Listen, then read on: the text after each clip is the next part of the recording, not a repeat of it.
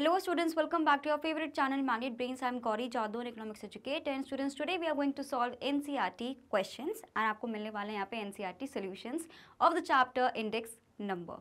Index number के बारे में ऑलरेडी हम पूरा डिस्कशन कर चुके हैं, पूरा थ्योरी पोर्शन कंप्लीट हो चुका है and now will start with the question and answer round.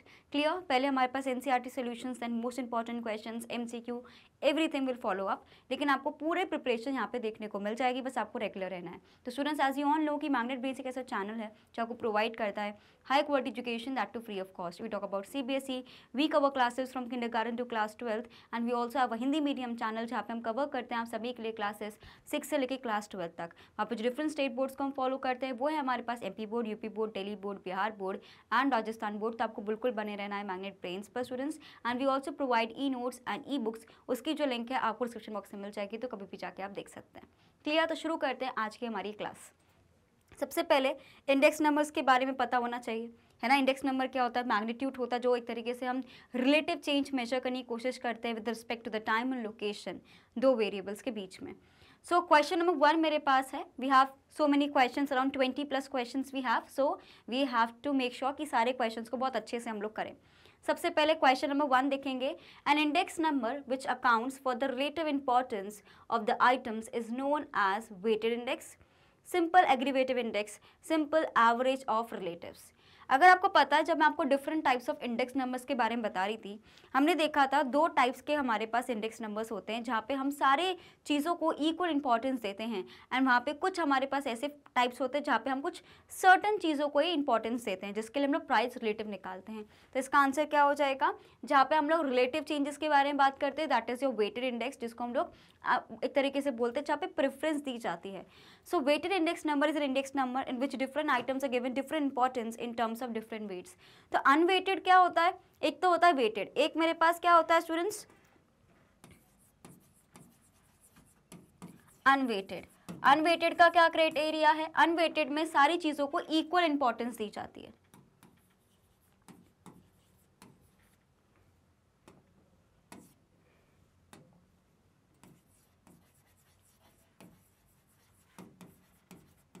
Equal importance दी जाती है. वहीं पे जो मेरे पास वेटेड इंडेक्स रहता है वहाँ पे डिफरेंट दिया जाता है, मतलब प्रेफरेंस दी जाती है. प्राइस रिलेटिव हम निकालते हैं, दैट इज वाई यहाँ पे क्या आ रहा है? Relative importance. रिलेटिव इंपॉर्टेंस में हम लोग P1 divided by P0 into 100 करके इसका फॉर्मूला होता है, इसको हम लोग R से डिनोट करते हैं. Clear? Take a screenshot.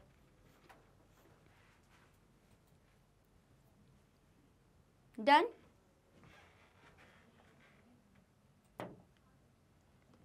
Question number 2. In most of the weighted index numbers, the weight pertains to base year, current year या both base year and current year.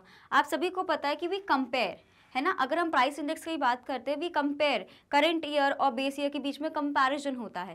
तो आपसे यहाँ पे क्वेश्चन क्या पूछा जा रहा है कि मोस्ट वेटेड इंडेक्स, जिसकी अभी हमने बात भी करी, उसमें हम लोग बेस ईयर के उस पर कैलकुलेट करते हैं या करंट ईयर के उस पर या दोनों के उस पर. हमेशा स्टूडेंट्स आपको समझना है कि मोस्ट ऑफ द चीज़ों को जिसको हम इंडेक्स नंबर को प्रिटेन कर रहे हैं वो करंट ईयर के बेसिस पे कर रहे हैं, इसलिए P01 हम लिखते हैं. मतलब करंट ईयर के बेसिस पे हमें निकालना है. कंपैरिजन बेस ईयर से होता है लेकिन कैलकुलेट हम लोग करंट ईयर के लिए करते हैं. दैट इज वाई इसका आंसर क्या हो जाएगा?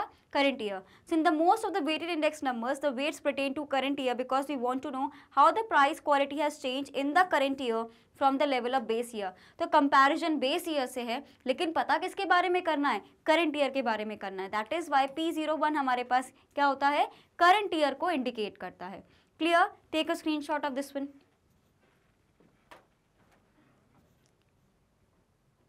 Done. So that is why you need to understand students कि अगर मुझे कंपैरिजन करना है, कंपैरिजन तो मैं बेस ईयर से करती हूँ, लेकिन मैं निकाल किस चीज़ की रही हूँ वैल्यू? करंट ईयर की वैल्यू में. क्लियर? क्वेश्चन नंबर 3 देखिए students. The impact of change in the price of a commodity with little weight in the index will be small, large, uncertain. तो यहाँ पे आपसे पूछ रहे हैं इम्पैक्ट क्या होगा of change in the price of a commodity with a little weight in the index numbers. हमने weighted index वाला भी हमने पढ़ा है जहाँ पे हम लोग weights के बेसिस पे कैलकुलेट करते हैं.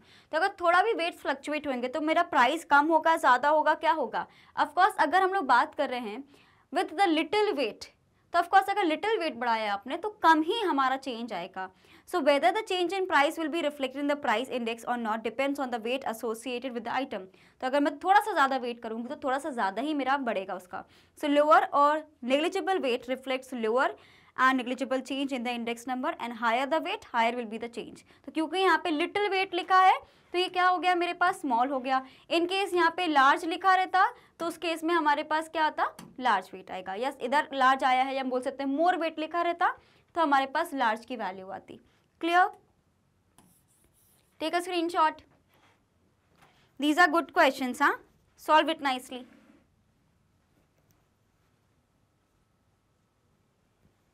Okay. Question number 4. A consumer price index measures changes in real price, wholesale price, producers price. आपसे पूछा जा रहा है जो हमारे पास कंज्यूमर प्राइस इंडेक्स होता है ना, उसको हम लोग किस में मेजर करते हैं? रिटेल प्राइसेस में करते हैं, होलसेल प्राइसेस में करते हैं या प्रोड्यूसर्स प्राइस में करते हैं. 3 टाइप ऑफ आपको मैंने पढ़ा है इंडेक्सेस. एक होता है मेरे पास रिटेल प्राइस इंडेक्स, एक we have is one wholesale price index and next we have is a producer. हमारे पास इंडेक्स नंबर्स आते हैं. तो आपसे पूछ रहे हैं कि कंज्यूमर प्राइस इंडेक्स हम लोग कौन सी कैटेगरी में निकालते हैं. It is very easy. It from 2024 the Reserve Bank of India has adopted the new consumer price rate as the key measurement of the inflation. इससे पहले क्या होता था, हम लोग लेते थे होलसेल प्राइस पे, ठीक है, लेकिन अब हम लोग किस पे लेने लग गए, सीपीआई पे. तो सीपीआई मेजर क्या करता है, क्या चेंजेस मेरे पास आ रहे हैं होलसेल प्राइसेस के केसेस में. Clear? Take a screenshot.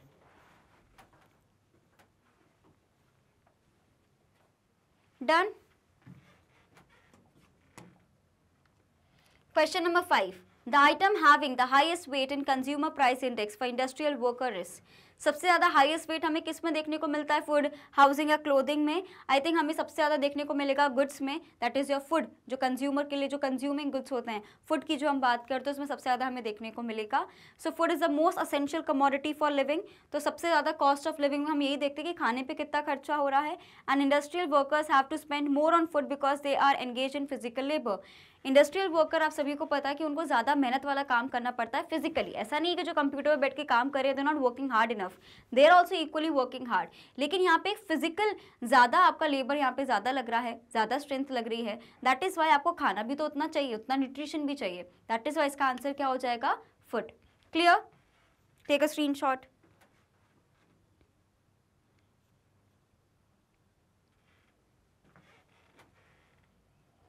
Question number 6. In general, inflation is calculated by using wholesale price index, consumer price index या producers price index. Again a very simple question. हमेशा अगर हम बात करते हैं, हम इन्फ्लेशन कैसे कैलकुलेट करते हैं, होलसेल प्राइस इंडेक्स पे करते हैं. बिकॉज रिटेल की अगर हम बात करते हैं रिटेल प्राइस इंडेक्स में, उसमें सबसे बड़ी दिक्कत ये रहती है कि वहाँ पे ना प्राइसेस बहुत ज़्यादा वैरी करते हैं लोकेशन एंड कंज्यूमर के अकॉर्डिंगली. लेकिन होलसेल प्राइस इंडेक्स उससे कंपेयर करके फिर भी स्टेबलाइज रहता है. दैट इज़ वाई अगर मुझे इन्फ्लेशन के बारे में पता लगाना है, हमेशा मेरे पास क्या बेनिफिशियल रहेगा, wholesale price index. So inflation is calculated by using the wholesale price index. The formula used is rate of inflation is WPI of current year divided by WPI, that is a wholesale price index of the base year, into your 100 is minus 100. तो मेरे पास rate of inflation आ जाता है. यानी पहले क्या आएगा, current year, then previous year या base year भी आप ले सकते हो, into 100 minus 100 करोगे तो आपके पास वैल्यू किसकी आ जाएगी, rate of inflation की. Clear? Take a screenshot.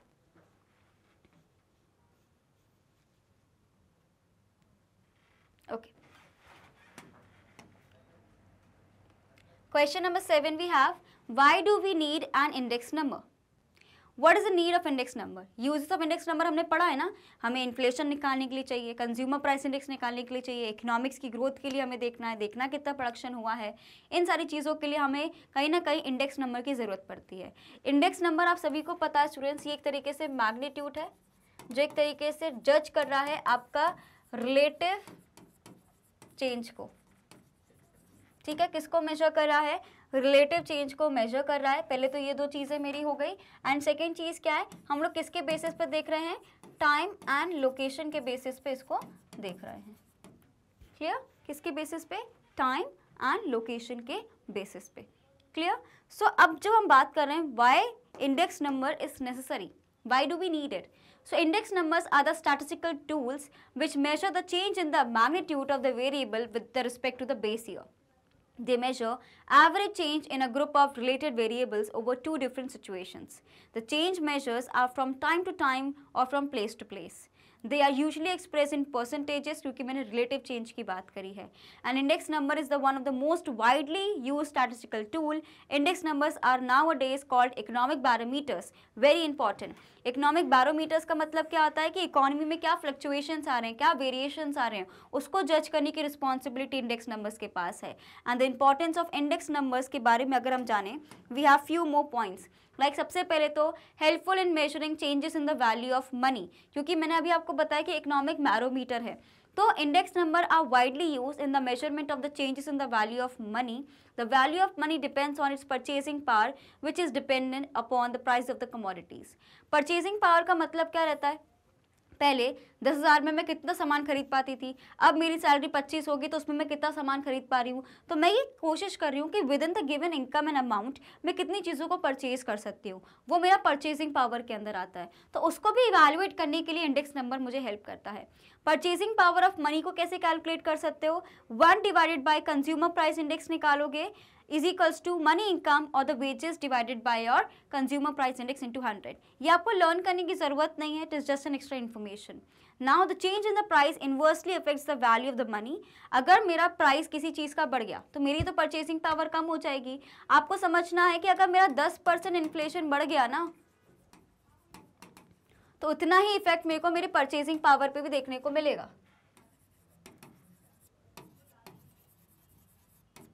मेरी परचेसिंग पावर भी कम हो जाएगी. Clear? Take a screenshot.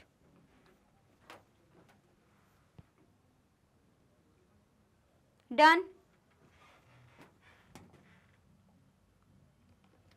Second, helpful to policy makers. Index number serves as a useful guide to the business community in planning their decisions. The employees depend upon the cost of living index for deciding the increase in the dearness allowances of their employees. Index numbers plays the role of essential guide in policy formulation related to inflation, unemployment, agriculture, industrial production, etc.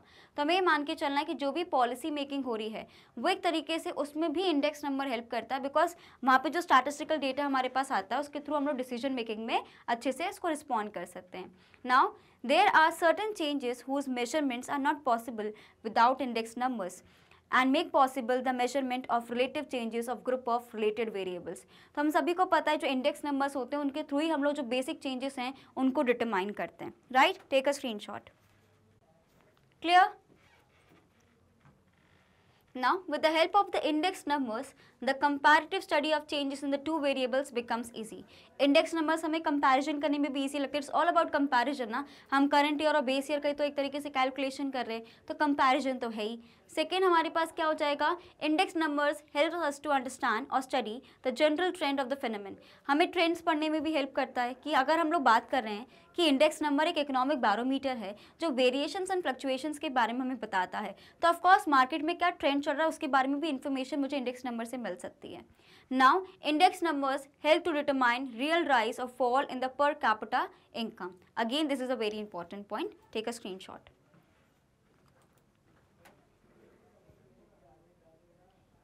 Done.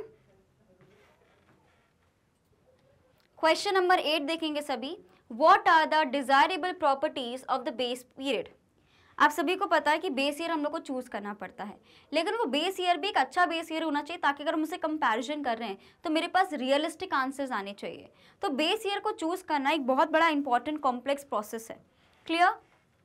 सबसे पहले while constructing index numbers we have to select 2 years, the base year and the comparison year, जिसको हम लोग current year बोलते हैं.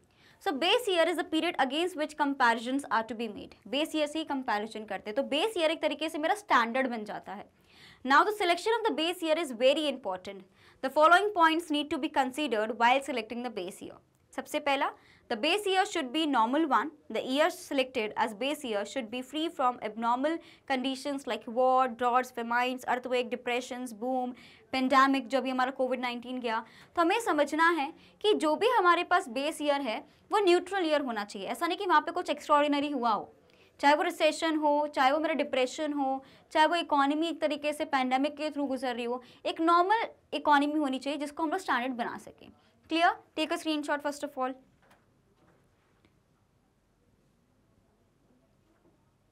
Done? Now it should not be too near or too far from the current year. ऐसा नहीं कि 50 साल पहले का बेस ईयर लेके चल रहे हो, 10-20 साल तक फिर भी चल जाता, लेकिन उससे ज़्यादा नहीं, right? So while selecting the base year, now choice has to be made between fixed base and chain based methods. In the fixed base method, we take a particular year as the base year and express changes in the terms of the basis of this year. Whereas in the chain based method, the base year goes on changing for every successive year. The preceding year is taken as base year. यानी हर previous year एक base year बन जाता है। अगर मुझे 2025 का data calculate करना है तो 2024 मेरा बेस ईयर बन जाएगा। लेकिन आप सभी को पता है हमारे यहाँ कौन सा फॉलो होता है, फिक्स्ड बेस ईयर। हमने इसको क्या बना रखा है फिक्स्ड बेस ईयर को, 2011 एंड 12, ये मेरा फिक्स्ड बेस ईयर है। लेकिन अगर मैं 2023-24 को मान के चलूँ तो ये मेरा प्रीवियस ईयर हो गया। तो अगर चेन वाला सिस्टम है तो ये मेरा बेस ईयर हो जाएगा। Clear? Take a screenshot.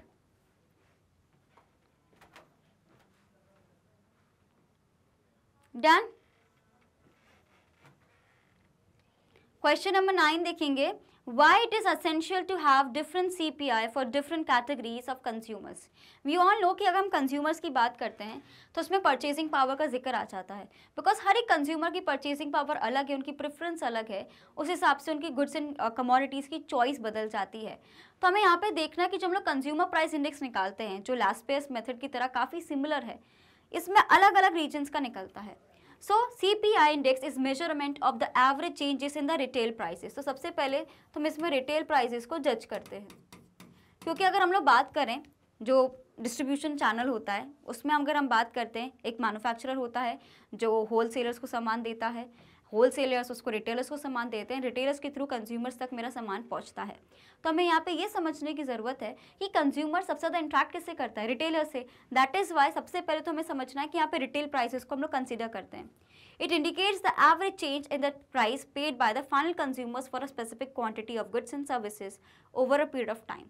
Different classes are getting affected differently by a change in the price level because different people consume different types of goods. जो मैंने अभी आपको बताया कि सबका अलग अलग चीज़ें पसंद है, सबका परचेसिंग पावर अलग है, उनकी लोकेशन अलग है, उनकी नीड्स अलग है, वॉन्ट्स अलग हैं, right? So it is essential to have different CPI for different categories of consumer because the nature of the consumption basket of consumers from different economic status varies hugely. तो जब consumer अलग अलग है, consumer की preference अलग अलग है, तो CPI कैसे सेम हो सकता है? वो भी कंज्यूमर के प्रेफरेंस के अकॉर्डिंगली बदलता है। Clear? Take a screenshot.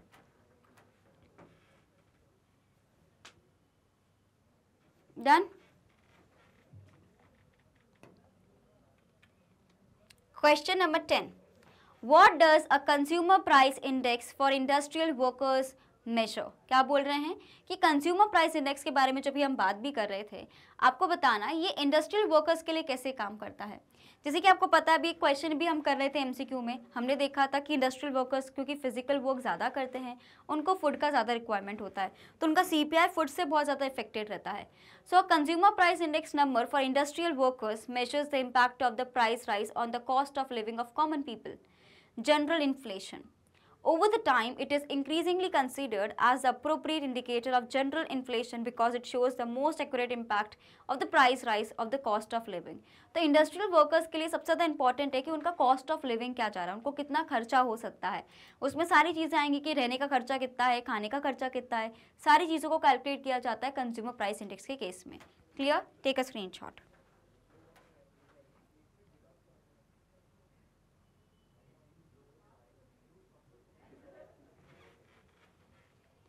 Next, question number 11. What is the difference between a price index and a quantity index? Very good question. So the difference between the two is price index numbers measures and allow for comparison of the prices of certain goods, while quantity index number measure the changes in the physical volume of the production, construction और employment. तो मैं ये बोल सकती हूँ कि price index एक तरीके से क्या देखता है, वैल्यू को कंसीडर करता है, वहीं पे क्वांटिटी इंडेक्स कंसीडर करता है वॉल्यूम को। तो इसमें मैं क्या समझाने की कोशिश कर रही हूँ, कोई मुझे बता सकता है कि यहाँ पे जब मैं प्राइस इंडेक्स की बात करती हूँ, हम किसका कंपैरिजन कर रहे हैं, प्राइस की वैल्यू का, मतलब कितना वैल्यू है एक पर्टिकुलर गुड एंड सर्विसेज की, कितना कॉस्ट है, कितनी कमोडिटी, उसकी वैल्यू क्या है। वहीं पे क्वांटिटी इंडेक्स क्या बोलता है कि हमने कितनी चीज़ें बनाई हैं, ये प्रोडक्शन को मेजर करता है quantity index. Price index numbers are more widely use as compare to quantity index, हमेशा प्राइस इंडेक्स ज़्यादा यूज होता है as compare to quantity, and the price index is known as unweighted index numbers while quantity index numbers is known was weighted index numbers. Clear? So price index numbers होते हैं unweighted index numbers while quantity index number is known as weighted index numbers. Clear? Take a screenshot.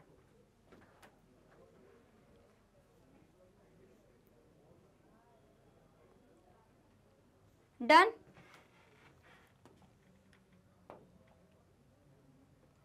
Question number 12. Is the change in any price reflect in a price index number? क्या कोई भी अगर change हो रहा है price का तो price index number में चेंज दिखेगा क्या? आई थिंक जब हम प्राइस की बात कर रहे हैं तो हमें ये समझने की ज़रूरत है कि इसमें सिचुएशन लाई करती है कि कंज्यूमर का पॉइंट ऑफ व्यू क्या है, क्या हम कंज्यूमर प्राइस इंडेक्स निकाल रहे हैं कि नहीं. So the change in any price may or may not affect the price index number. An example अगर हम देखें, when it is said that index number in 2022 and 23 or sorry 2012 and 13 has risen to 110, it means that the price of all the goods and services have increased by 10. मैंने आपको हमेशा समझाया है कि 100 के आने वाली जो भी वैल्यू होती है वो चेंज को रिफ्लेक्ट करती है, right? However, it does not mean that the price of all goods and services have uniformly risen by 10%. तो जब हम प्राइस की बात करें वो तो ठीक है, प्राइस एक पर्टिकुलर कमोडिटी का हो सकता है, लेकिन प्राइस रिलेटेड में तो सारी कमोडिटीज़ आ रही हैं. तो इसलिए आपको समझना है कि अगर सिर्फ एक चीज़ में चेंज हो रहा है तो ज़रूरी नहीं है कि बाकी सारी चीज़ों में भी चेंज हो रहा हो, right? So not mean that the prices of all the goods and services have uniformly risen by 10%. The price of a particular good might have risen by more than 10% or less than 10% or even might not have changed. Whether the change in price will be reflected in the price index number or not depend on the weight associated with the item. इसलिए मैंने क्या बोला कि हम कितनी commodities को purchase करो उस पर डिपेंड करता है कि कितना मुझे फ्लक्चुएशंस देखने को मिल रहे हैं. लोअर और नेग्लिजिबल चेंज होगा तो इतना ज़्यादा प्राइस इंडेक्स पे चेंज नहीं आएगा, जितना ज़्यादा वेट्स होंगे उतना ज़्यादा चेंज आएगा. तो ये किससे कंपेयर कर रहे हैं हम लोग? वेट से. अगर ज़्यादा वेट होगा तो चेंज भी मुझे ज़्यादा नज़र आएगा, और अगर वेट्स मेरे कम हो जाएंगे तो चेंज भी मुझे कम नज़र आएगा. Clear? Take a screenshot.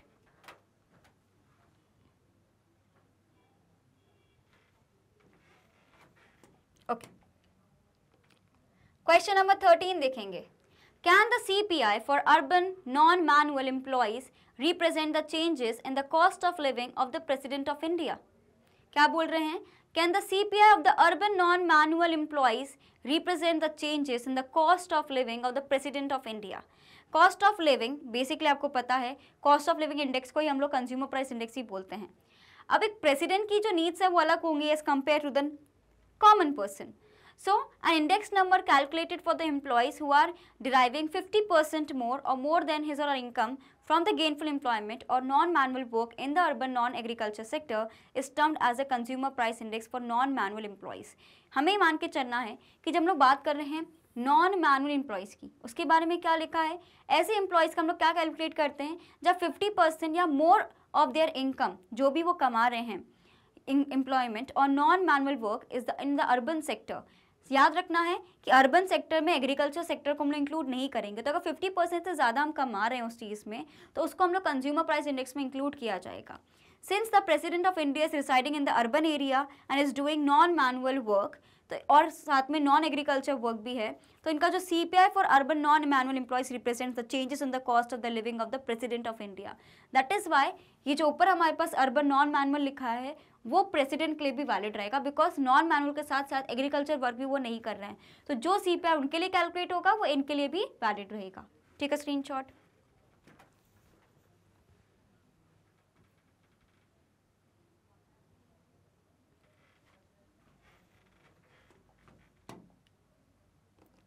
Question number 4 देखते हैं students. The monthly per capita expenditure incurred by workers for an industrial center during 1980 and 2005 on the following items are given below. The weight of these items are 75, 10, 5, 6 and 4 respectively. तो आपको base year का price given है. Base year हमारा क्या हो जाएगा? Base हमारा हो जाएगा ये, एंड ये मुझे क्या गिवन है, करंट ईयर गिवन है, और ये मुझे गिवन है वेट्स। स्क्रीनशॉट लीजिए इसका जल्दी से।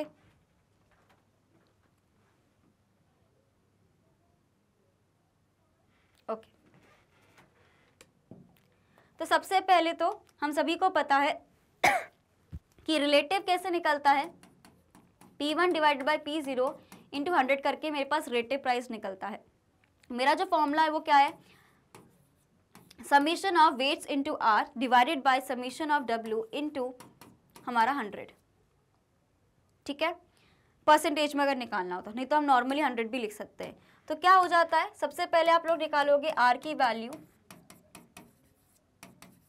और फिर निकालोगे फॉर्मूला जो कि होता है summation of W R. Clear? Sorry, right. तो हमारे पास कैटेगरीज गिवन है, आइटम्स गिवन है, food, clothing, fuel and lightning and house rent and miscellaneous given है, एंड मुझे प्राइसेस गिवन है करंट ईयर और बेस ईयर के। तो सबसे पहले हमें वेट्स गिवन है तो कोई चिंता वाली बात नहीं है। सबसे पहले मुझे क्या कैलकुलेट करना है, आर की वैल्यू कैलकुलेट करनी है, बिकॉज मुझे आर को डब्ल्यू से इंटू करना है।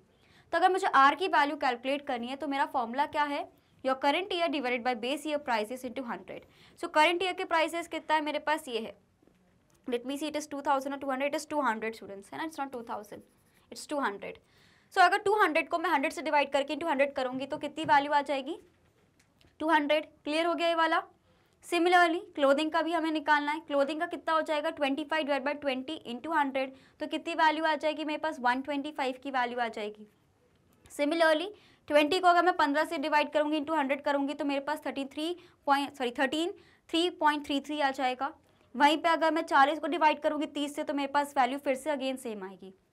ऐसे करके मुझे सारी वैल्यूज को कैलकुलेट करना है। जल्दी से स्क्रीनशॉट लीजिए। डन। तो हमने क्या बताया, सबसे पहले तो आपको क्या करना है, P1 divide by P0 into 100 करना है। जैसे कि यहाँ पे 65 डिवाइड बाई 35 इंटू आप 100 करोगे तो वैल्यू मेरे पास पॉइंटर्स में आ जाएगी।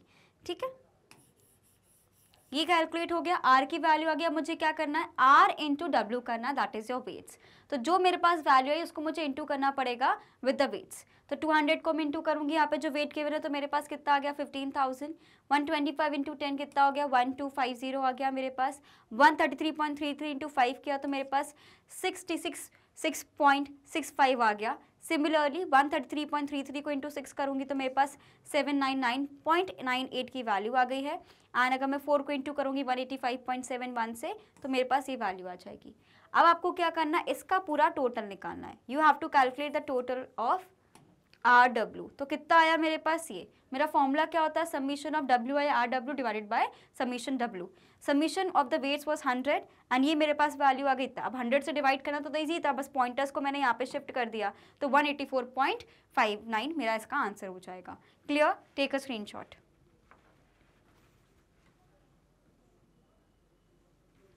ओके, क्वेश्चन नंबर 15 देखेंगे सभी students. Read the following table carefully and give your comments. Index of the industrial production base 1993 and 94। These are NCERT solutions, these are NCERT questions, बहुत पुराने हैं। ठीक है, इंडस्ट्री है, वेट्स मुझे परसेंटाइल में गिवन है, एंड मुझे base year and current year की सारी चीज़ें गिवन है, एंड मुझे फॉलोइंग कुछ क्वेश्चंस गिवन होंगे विच हमें सॉल्व करने हैं। तो सबसे पहले हमने इस पर्टिकुलर टेबल को एनालाइज करके क्या देखा। So in the given table the highest weight is given to, सबसे ज़्यादा वेटेज हमें मैन्युफैक्चरिंग में देखने को मिला है, एंड सबसे कम वेटेज मुझे देखने को किस में मिला है, that is your I think general index की अगर हम बात करेंगे तो, राइट। तो अगर हम बात करेंगे सबसे पहले यहाँ पे ये है कि in the given table highest weight is given to the manufacturing around 79.58% as compared to the mining and the acquiring and the electricity whose weights are 10.73 and 10.69 respectively. As compared to the year 1993-1994, general production has increased from, general production हमारा increase हो गया है, कितना था पहले हमारे पास 30.8 का था, बाद में 89 हो गया। मैंने क्या बोल रहा, 100 के आगे जो भी है वो मेरा चेंज बताता है। सो दैट इज वाई पहले 30.8 था, अब 89 हो गया है। The manufacturing sector was performing the best as compare to anything. यहाँ पे मेरा आप देख सकते हो 33 से 96% की मेरे पास ग्रोथ हो गई है, एंड यहाँ पे 22 से 72% की मेरी ग्रोथ हुई है। तो ग्रोथ अगर मुझे किसी चीज़ का पता लगाना है ना इंडेक्स नंबर में, हमेशा आप देखो कि 100 के बाद कौन सी वैल्यू लिखी है। जैसे कि यहाँ पे लिखा है 130.8, तो कितना ग्रोथ हुआ है, 30.8 की ग्रोथ हुई है। हमेशा 100 के आगे वाली वैल्यू को कंसीडर करेंगे। Clear? And the mining and the quarrying sector is the least growing sector as compared to any other sector. Mining quarrying में सबसे ज़्यादा कम हमें डेवलपमेंट देखने में, दिस इज 100%, ठीक है। एंड आप देख सकते हो कि सबसे कम डेवलपमेंट हमें माइनिंग क्वारिंग में देखने को मिला है, 18 से 46% ही हुआ है। मतलब ज़्यादा वेटेज बढ़ाने का कोई मतलब नहीं हुआ, कोई ग्रोथ मुझे दिखी नहीं है। क्लियर? Take a screenshot. पहले आप क्वेश्चन का स्क्रीनशॉट लीजिए कि क्वेश्चन क्या पूछ रहे हैं। आपको भी ऐसा कोई क्वेश्चन आ सकता है पेपर में जहाँ पे आपको पूरा गिवन होगा एंड आपको कैलकुलेट करना रहेगा। इसका भी स्क्रीनशॉट लीजिए।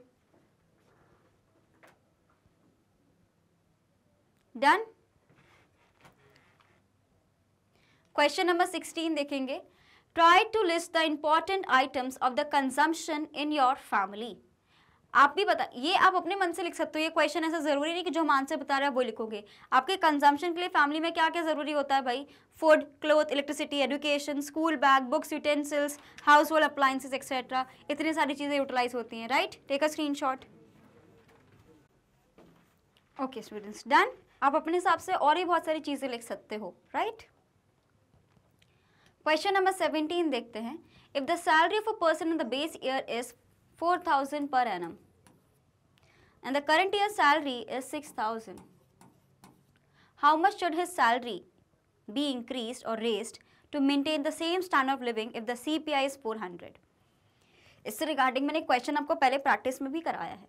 तो salary of the base year मेरे पास 4,000 है, करंट ईयर का 6,000 है, एंड CPI मुझे करंट ईयर का कितना गिवन है, that is 400। Thus to maintain the base year standard of living, the salary should be raised to, वो कैसे निकलेगा, उसका फॉर्मूला होता है CPI इंटू जो हमारी सैलरी है, ठीक है, बेस ईयर की, डिवाइडेड बाय आप करोगे इसको इंटू 100। तो अपने पास कितना है भाई, 400 अपने पास CPI है, बेस ईयर की सैलरी 4,000 है, उसको डिवाइड करना है आपको 100 से, तो मेरे पास कितना आ जाएगा, 16,000। तो आज के टाइम पे उसकी सैलरी कितनी होनी चाहिए, 16,000 होनी चाहिए, लेकिन आपने से 2,000 बढ़ाई है। तो यहाँ पे कहीं ना कहीं जो स्टैंडर्ड ऑफ लिविंग इसका 4,000 में था, वो हमारा 6,000 में पूरा नहीं हो पाएगा। Clear? Take a screenshot now.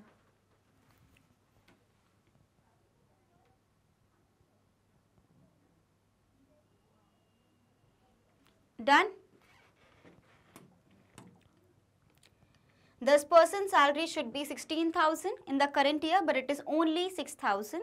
Therefore, its salary should be raised, and this is our salary उसका raise होना चाहिए, जो कि possible नहीं है इंडिया में specially. Question number 18. The consumer price index for June 2005 was 125, and the food index was 120, and that of other items was 135.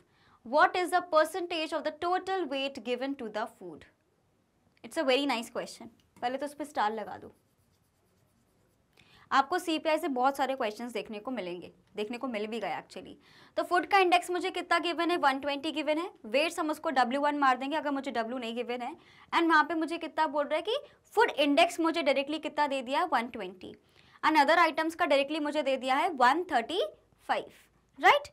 तो submission of W मुझे पता है 100 से ज़्यादा तो होगा नहीं, ठीक है। एंड हम लोग ने इसकी इक्वेशन बना ली, क्योंकि मुझे R इंटू W करना रहता है तो मुझे नहीं पता है, तो 120 into W1 and 135 into W2 मैंने कर दिया है, ठीक है। हमने जैसे कि सब्स्टिट्यूशन वाला करते हैं हम लोग मैथ्स में, बिल्कुल वैसे ही किया। तो सबसे पहले टेबल को प्रिपेयर करिए, फिर आगे बढ़ते हैं। Okay done, you have made the table students. Okay, फिर क्या करना है हमें पता है कि W1 प्लस W2 कितना होता है मेरे पास, 100 की इसकी वैल्यू आ रही है। CPI की वैल्यू क्वेश्चन में मुझे ऑलरेडी गिवन है, दैट इज एज 125, राइट। तो मुझे क्या करना है, यहाँ पे 125 की वैल्यू गिवन है। CPI क्या होता है, समीशन ऑफ WR या RW लिख लो, divided by summation of W। अब मुझे पता है कि CPI मुझे अगर 125 गिवन है, समीशन ऑफ WR तो मुझे नहीं पता, बट मैंने एक इक्वेशन बना के रखा है 120 W1 प्लस 135 W2 का, डिवाइडेड बाय क्या हो जाएगा 100। तो मेरा एक तरीके से इक्वेशन क्या बन रही है, इसका 100 यहाँ जाएगा, 2500 हो जाएगा, यहाँ पे 120W प्लस 135W2। अब मुझे कुछ नहीं करना है, चीज़ों को सब्स्टिट्यूट करना है। तो पहली इक्वेशन मेरे पास क्या गिवन है, मल्टीप्लाई बोथ साइड्स इक्वेशन 1, जो मेरी इक्वेशन 1 यहाँ पे थी उसको मैं मल्टीप्लाई कर दूंगी 135 से या 125 से, आप कोई एक आपको चूज करना पड़ेगा। तो मेरे पास क्या इक्वेशन 1 क्या आ गई, 13500 is equals to 135W1 plus 135W2। And given equation मैंने कौन सी बनाई थी, सेकंड वाली। अब मुझे एलिमिनेशन मेथड लगाना है, तो इसमें से माइनस कर दूंगी तो 1000 आ जाएगा, इसमें 15W1 आ जाएगा, इसकी वैल्यू 0 आ जाएगी। तो मैं ऐसे करके W1 की वैल्यू निकाल सकती हूँ, जो कि कितनी हो जाएगी मेरे पास 1000 डिवाइडेड बाय 15। तो मेरे पास आंसर कितना आएगा 66.67। तो मेरे पास किसकी वैल्यू आ गई, W1 की। सिमिलरली अगर मैं उसको सब्स्टिट्यूट करूंगी तो W2 की वैल्यू आ जाएगी, जो कि मेरे पास कितनी आ गई 33.33। टोटल कितना हो गया, 100 की वैल्यू हो गई। Therefore the percentage of the total weights given to the food is 66.67% and 33.33%। Clear, take a screenshot. Elimination method आप यूज करते थे, एलिमिनेशन मेथड, सब्स्टिट्यूशन मेथड, वही मेथड हमने लगाया है। इक्वेशन 1 को 135 से इंटू कर दिया, इक्वेशन 2 मुझे ऑलरेडी गिवन थी, फिर एलिमिनेशन टेक्निक लगाइए।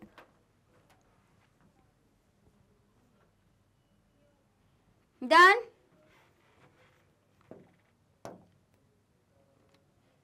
Clear, take a screenshot of this one.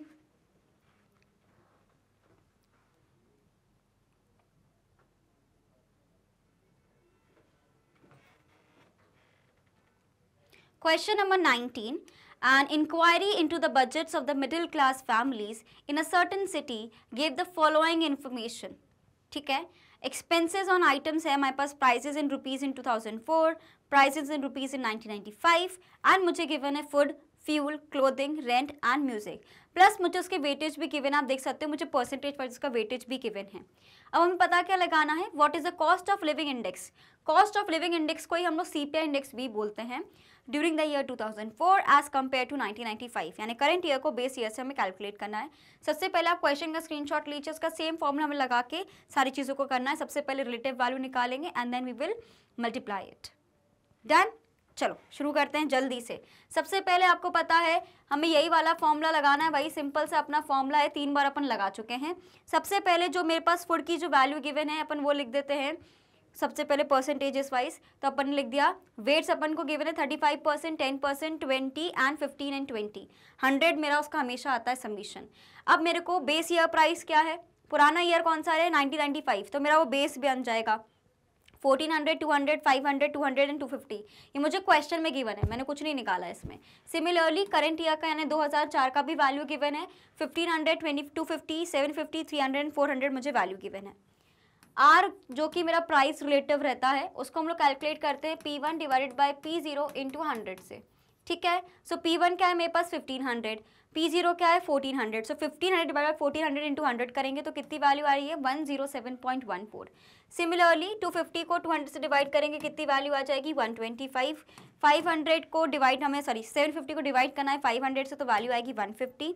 300 को 200 से डिवाइड करेंगे तो 150। 400 को 250 से डिवाइड करेंगे तो 160। ये मेरे पास किसकी वैल्यू आई है, ये वैल्यू आई है आर की। क्वेश्चन में तो मुझे RW निकालना पड़ेगा, मतलब इस R की वैल्यू को किससे इंटू करना पड़ेगा, वेट से मुझे इंटू करना पड़ेगा। सो 35 को इंटू करेंगे हम इससे तो वैल्यू आएगी इतनी। 10 को मल्टीप्लाई करेंगे 125 से तो कितनी वैल्यू आएगी 1250। 20 को मल्टीप्लाई करेंगे 150 से तो कितना आएगा 3000। 15 को इंटू करेंगे 15 0 से मतलब 150 से तो 15 का स्क्वायर कितना होता है 225, तो 225 0 हो जाएगा। 20 को मल्टीप्लाई करेंगे 160 से तो वैल्यू कितना हो जाएगा 216 से कितना होता है 32। सो 3200 मेरे पास वैल्यू आ जाएगी। क्लियर, अब कुछ नहीं करना है, सिंपल है, मुझे इन सब का कैलकुलेशन करना है। तो जैसे ही मैं इन सबको ऐड करूंगी मेरे पास ये वैल्यू आ गई। तो सबमिशन ऑफ RW कितना आ गया है मेरे पास,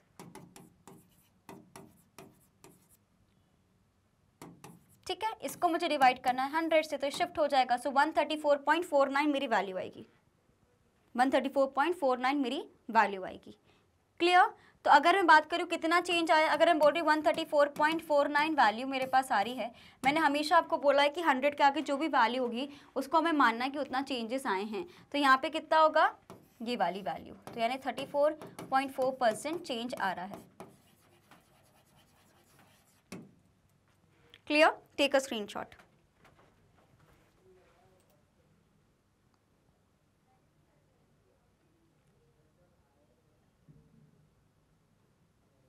okay, take a screenshot.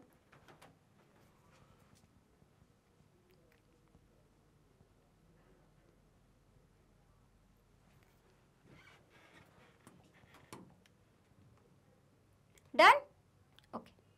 Question number 20 देखेंगे स्टूडेंट्स जल्दी से सभी। Record the daily expenditure, quantity bought and prices paid per unit of a daily purchases of your family for 2 weeks. How is the price change affected your family. कायदे से ये तो तुम्हारा homework question होना चाहिए था, लेकिन फिर भी एक सैम्पल आपके लिए आंसर हम लेके आ जाएंगे। तो सबसे पहले हमें डेली एक्सपेंडिचर को रिकॉर्ड करना है कि हम लोग डेली बेसिस पे कितना खर्चा कर रहे हैं, कितनी क्वांटिटी के गुड्स एंड सर्विसेज को हम लोग बाय कर रहे हैं, 2 वीक्स तक उसका रिकॉर्ड बना के रखना है। तो जैसे कि अगर हम बात कर रहे हैं वीक 1 का हमने रखा है Monday, Tuesday, Wednesday, Thursday, Friday, Saturday and Sunday. ठीक है, टमाटो की क्वांटिटी लिखी है एंड हमने लिखा है कितना प्राइस पे कितनी क्वांटिटी मैंने परचेज करी है एंड यहाँ पे बनाना है एक्सपेंडिचर। ये आपको खुद से करना है। ऐसे क्वेश्चन सिंपल सी बात है, बहुत कम चांसेस है हमारे पेपर में आने के, लेकिन एक्सरसाइजेस हैं तो हम करेंगे, जाहिर सी बात है। ये टोमेटो का लिख लिया, वैसे पोटैटो का लिख लीजिए आप कि इतना हमने खरीदा, ये हमने पास प्राइस है, इतनी मैंने क्वांटिटी परचेज करी है और एक्सपेंडिचर लिखना है।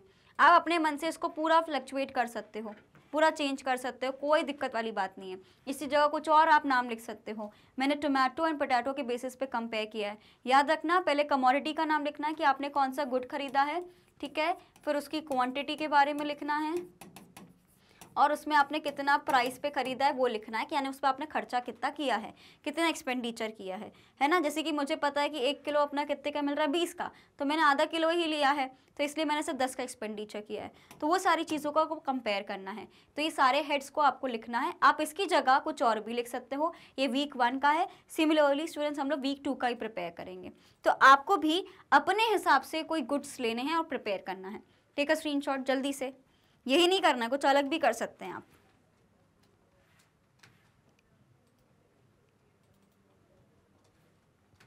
अब टोटल एक्सपेंडिचर कैसे निकलता है अपना, टोटल एक्सपेंडिचर कैसे निकलता है, प्राइस इंटू क्वांटिटी। इसलिए प्राइस को जब मैं क्वांटिटी से इंटू करूंगी तो मेरे पास एक्सपेंडिचर की वैल्यू निकल के आएगी। ठीक है, ओके, आगे बढ़े। सिमिलरली वीक 2 का भी करना है। Take a screenshot. ये आपको खुद से करना है क्वेश्चन, है ना। ये क्वेश्चन मैं आपको सैम्पल बता रही हूँ कैसे करना है। ये कॉन्सेप्चुअल बेस आपको अपनी फैमिली का रिकॉर्ड करना है ना। तो ये तो हमने सिर्फ सैम्पल आंसर लिया है, आपको अपने हिसाब से लिखना पड़ेगा। 2 कमोडिटीज हैं, वही अपन ने टोमेटो एंड पोटैटो ले लिया है। ठीक है, now we have observe that when prices are high my family is purchasing lesser quality. तो देखो सिंपल सी बात है, लॉ ऑफ डिमांड भी यही कहता है, इनवर्स रिलेशनशिप होता है। अगर जब भी प्राइस बढ़ेगा तो डिमांड तो कम होगी। तो वो चीज़ हमने नोटिस करी है यहाँ पे, है ना, कि अगर प्राइसेस बढ़ रहे हैं तो डिमांड 10 रुपये है तो भैया हमने 2 किलो खरीद लिया, है ना। लेकिन भाई अगर ज़्यादा 25 रुपये हो रहा है तो हम आधा किलो ही खरीद पा रहे हैं। तो कहीं ना कहीं हमें समझ में आ रहा है कि अगर प्राइसेस बढ़ रहे हैं तो डिमांड कम हो रही है। Okay, it will result in the lesser expenditure made on the goods. तो अगर डिमांड कम होगी तो खर्चा भी हम करेंगे। So as we can see that on Monday first week the price of tomato was ₹20 and the quantity purchase was 0.5 kg and the total expenditure made on tomato was 10। When the price fell down to 10 on Tuesday the quantity increase. तो अगर price गिर जाएगा तो हम demand तो बढ़ाएंगे, अगर price ज़्यादा होगा तो डिमांड कम हो जाएगी। Inverse relationship law of demand का आपको यहाँ पे देखने को मिलेगा, लॉ ऑफ डिमांड का यहाँ पे देखने को मिल जाएगा। Clear, take a screenshot.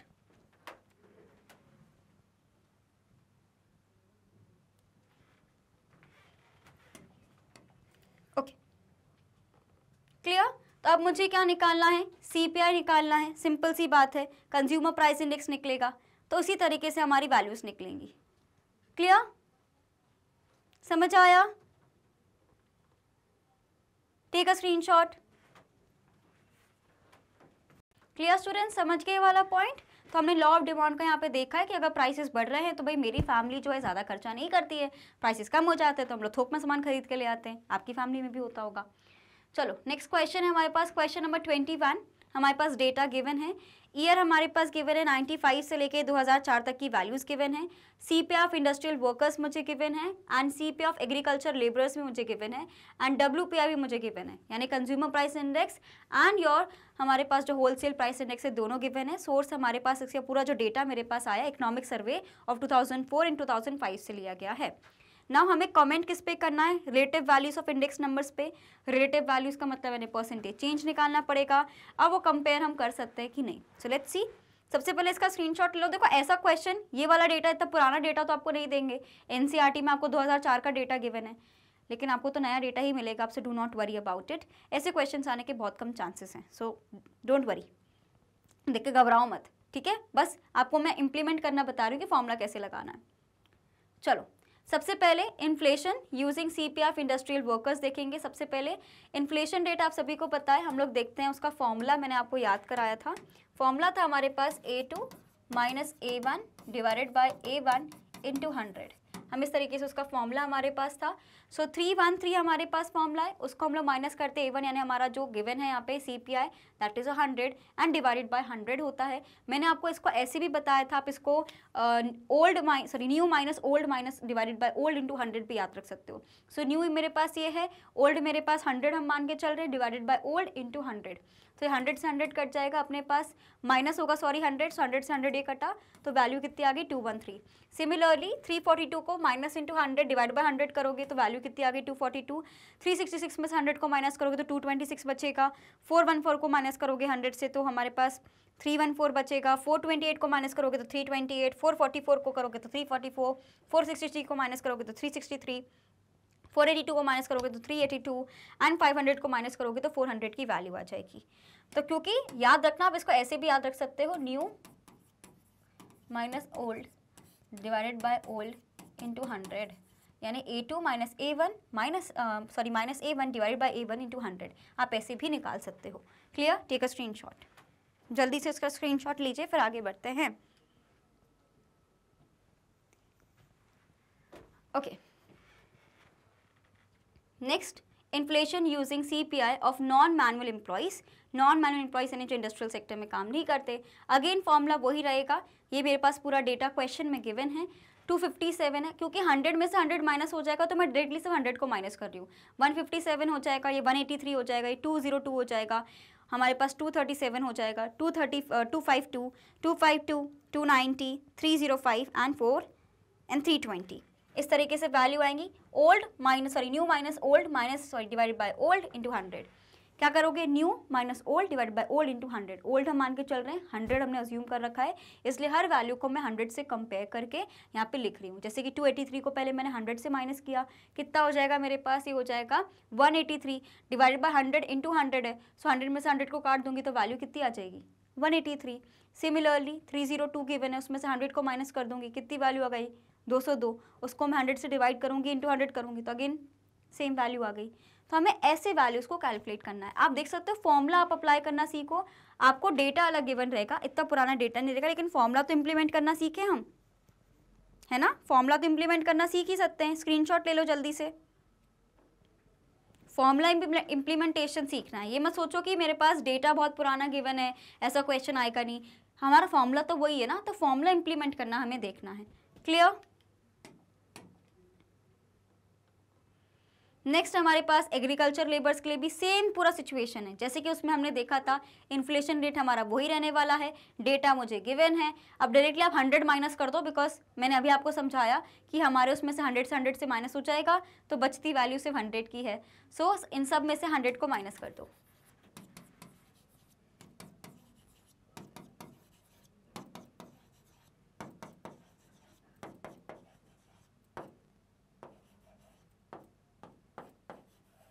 तो कितनी वैल्यू आ जाएगी 134, 156, 164, 193, 206, 206, 209, 219, 231। क्लियर? स्क्रीनशॉट ले लीजिए।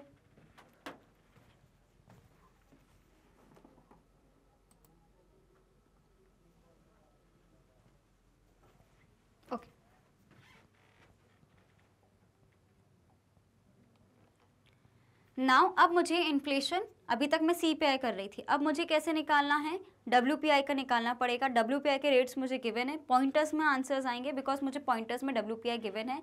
वेट मेरे पास 100 है तो कुछ नहीं करना है, यहाँ पे भी सारी वैल्यूज़ को मुझे -100 ही करना रहेगा।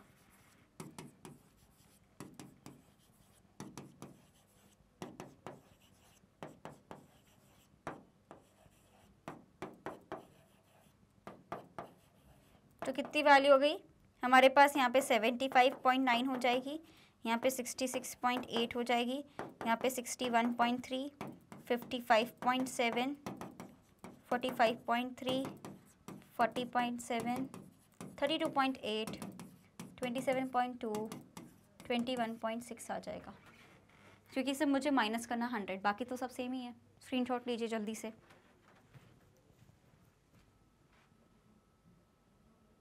जल्दी इसका स्क्रीनशॉट लीजिए, फिर आगे बढ़ रहे हैं हम सब। समझ लिया सिचुएशन को, कोई कंफ्यूजन तो नहीं है, पक्का आगे बढ़े, चलो। Now the inflation rate calculated using CPI industrial workers with the base year of 1982 is the highest and the inflation rate calculated using the WPI base year is the least. तो CPI हमारा ज़्यादा आता है as compared to the base year and no the index numbers are not comparable because of the following reasons. Because एक आपने CPI के basis पे किया है and दूसरा आपने wholesale price index के basis पे किया है, तो दोनों का comparison के लिए same unit पे compare करते तभी तो comparison हो पाता, लेकिन यहाँ पे अलग अलग किया है। अगर मैं दोनों को ये CPI वाले फॉर्मेट में करती तो मेरे लिए कंपैरिजन पॉसिबल हो पाता, लेकिन एक तो मैंने CPI से किया, दूसरा मैंने WPI से किया, तो मेरे लिए पॉसिबल नहीं हो पाएगा। दैट इज़ वाई हमें याद रखना है कि ओनली कंपैरेबल हमारा CPI या WPI, दोनों में से किसी एक में हो सकता है, दोनों को कंपेयर करना मुश्किल है। Clear? Take a screenshot of it students fast.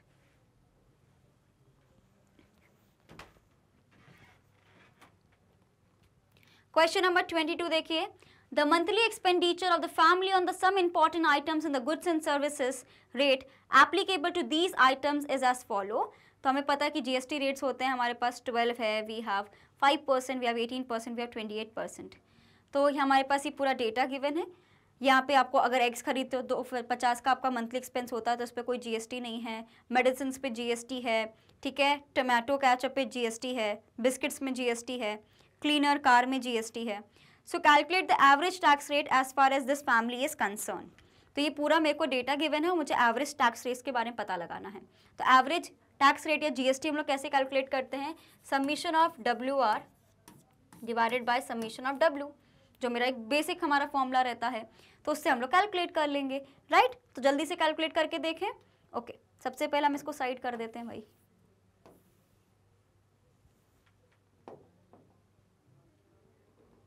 Step by step calculation करेंगे।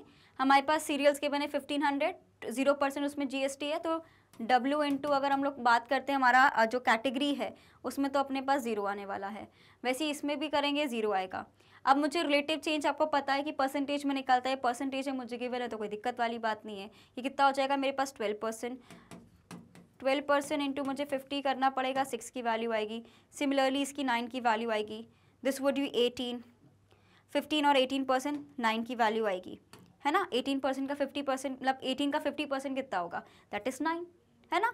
और वैसे 18 का 50% यहाँ पे भी 9, 18 का 100% 18 हो जाएगा, 12 का 50% 6 हो जाएगा, 5% ऑफ 250 वुड बी 12.5। तो हमें बेसिकली ऐसे कैलकुलेट करना है,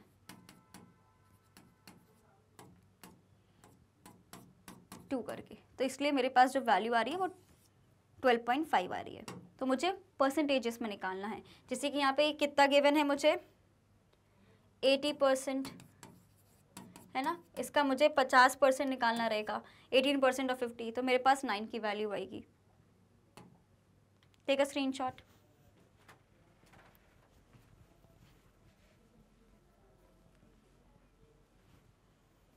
डन। नेक्स्ट देखें, नेक्स्ट भी इसी तरीके से कैलकुलेट करना है, परसेंटेज वाइज मुझे कैलकुलेट करना है। 18% 100 तो 18 ही रहेगा, 75% है 3/4 13.5 हो जाएगा, 25% 1/4 4.5 हो जाएगा। सो वैक्यूम क्लीनर का 28% तो 280 हो जाएगा। तो ऐसे करके मैंने WR निकाल लिया। अब मुझे कुछ नहीं करना है, इसका समीशन करना है। समीशन ऑफ W मेरे पास 350 आ गया है वेट्स का, ये मेरे पास 370 है।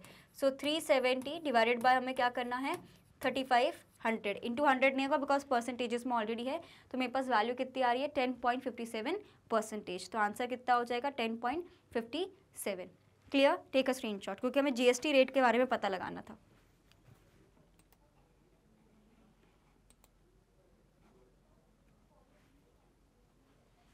डन।